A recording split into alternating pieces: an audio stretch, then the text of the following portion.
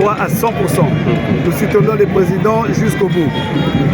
L'idéal est que tous soient unis pour écrire une nouvelle histoire glorieuse avec son excellence chef de l'État Félix Antoine Tshisekedi Tshilombo. Mais je pense que le président de la République a déjà créé une nouvelle histoire, puisque nous en sommes. Et ce qu'il fait, nous sommes tous, peuple congolais, nous devons être derrière lui pour le soutenir.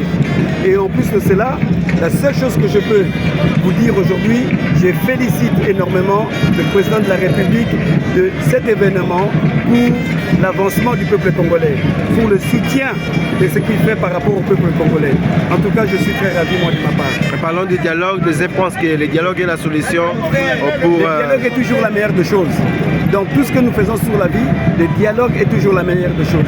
Si le président a pensé que le dialogue était pour que nous puissions avancer, alors nous devons le soutenir dans ce sens-là. Merci. Je vous remercie. Voilà pourquoi moi j'ai accepté justement d'aller dans ces voies-là, parce que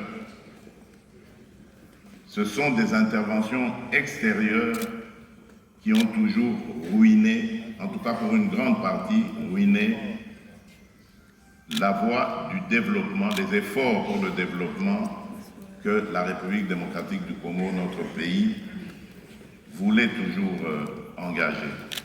Et nous espérons, par ces deux dynamiques de Doha et de Washington, arriver à tirer un trait définitif sur ces incursions intempestives de ces pays voisins dans notre politique interne.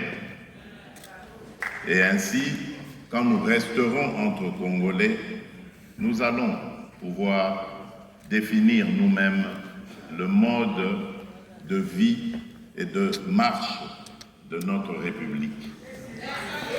C'est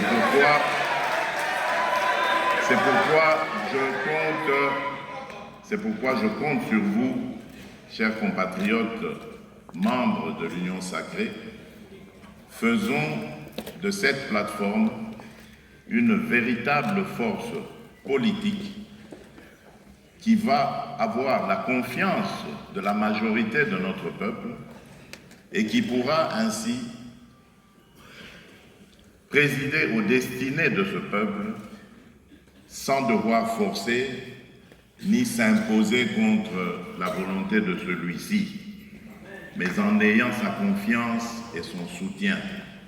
Et cela est possible, chers compatriotes, si nous y mettons du courage, si nous y mettons de la bonne volonté et si nous y mettons de la détermination. Car les défis sont nombreux, mais ne sont pas insurmontables. En nous donnant la main, nous pourrons arriver à tous les relever et à permettre à notre peuple de vivre heureux, libre et épanoui dans son propre pays.